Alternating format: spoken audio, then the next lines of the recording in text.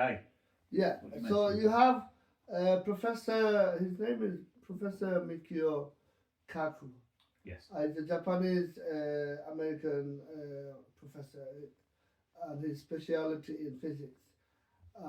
And so he talks about how technology would solve problems. Not all problems, but most problems. And this is where AI, artificial intelligence, comes in. And so, for example, if you just look at the smartphone, so a good example is, so nowadays, most people in the world do have access to a smartphone. I mean, you can buy a decent smartphone for maybe $50, $60, made in China, made in Vietnam. And so, example, a farmer in Bangladesh or in Africa, they, need to go and sell their surplus, say, kuddu or whatever it is, Yeah, uh, cucumber, yeah, whatever yeah, they grow, and they say it's about 3 kilometers, walk, yeah, and it's hot there now because they got a smartphone. They can at least ring someone in the bazaar and say, look, is it busy? And if the guy says, it's pretty busy, yeah, come down with your tomatoes. And so he'll go and he could sell and come back and make some money. And whereas in the before the smartphone, he'd have to go anywhere, and it could be not a busy day, and yeah. then he'll come back. So that has helped, in some way. Example, I mean, we do use smartphones now, and it's kind of a lot easier, isn't it? If you wanna meet somewhere, go somewhere, WhatsApp, message and I mean, that's just like it's like I said. If we go back to it's like 90s, 80s, 70s, it's a different world. We're in different because we didn't have that access. We yeah, I didn't have remember that. growing up, my mother used to, use these cards. Yeah, Well, before the cards, it was BT, yeah, like £5 a minute. yeah, yeah, yeah. Ring I Bangladesh, remember that. I Ring remember my Bangladesh, dad. and she would sell on £5 a minute. So she'll just speak like 2, 3 minutes. That's it. I remember my dad from Kashmir. His dad would send him a letter and he wouldn't get it for 2 months. Yeah, It was I remember that. Yeah, and he'd read in it and 1980. tell him, "Oh, I'm fine, Dad," and everything else. He'd write it in native language and send it back. But you wouldn't know until 6 months' time whether the reply was from the letter. And then obviously we had the phone calls. It was like the money was like you just drink money by the payphone we were Yeah, doing in yeah, the that's boxes. right. And then we moved on to Yeah, those, remember the 9 and the yes, 1. yeah. This is And mashallah, look now, anyone with a smartphone with an internet absolutely, connection can absolutely. talk to anyone in the world. We will.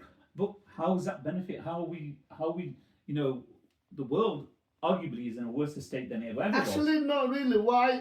We think it is. Why?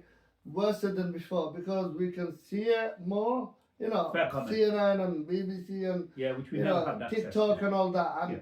before we didn't have that access. So we know what's going in Congo and we know what's going in Ethiopia and in America That comes and with in New being York. a And, global village, isn't yeah, it? So that's we never right. have it. And I think, but if we look at 8.2 billion people, mashallah now, yeah, Wow. at the moment, and say at least you could say 6 billion is better off, and 2 billion is still struggling. But I think technology will solve that problem eventually. AI will.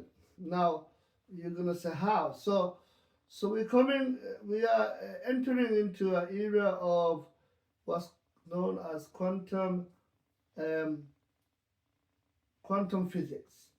So it's to do with quantum mechanics. Yeah. And this professor called Professor Gauda.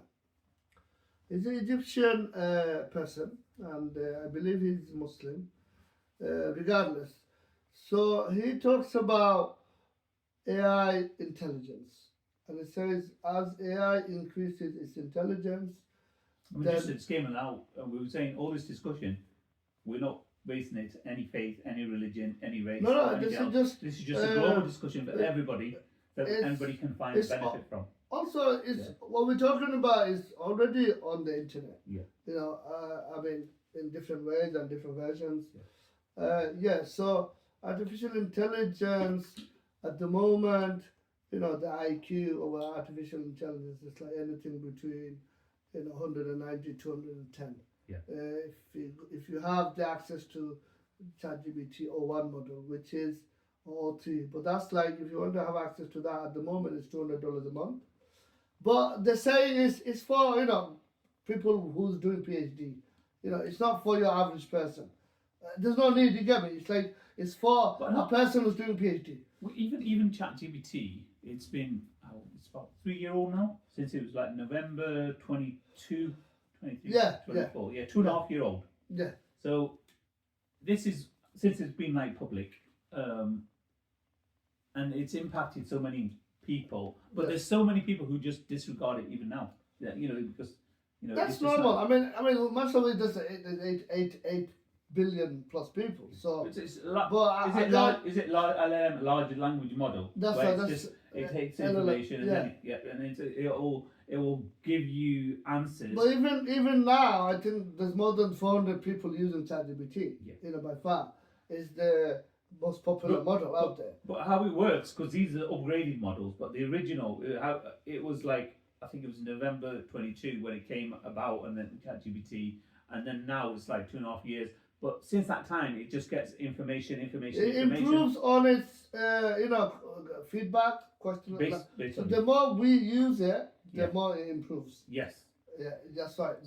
Like you said to me as well, trying to put in good content, good questions. That's right. Because that will formulate how it will respond when you could get somebody who's putting in bad content and everything, and that would be. That's right.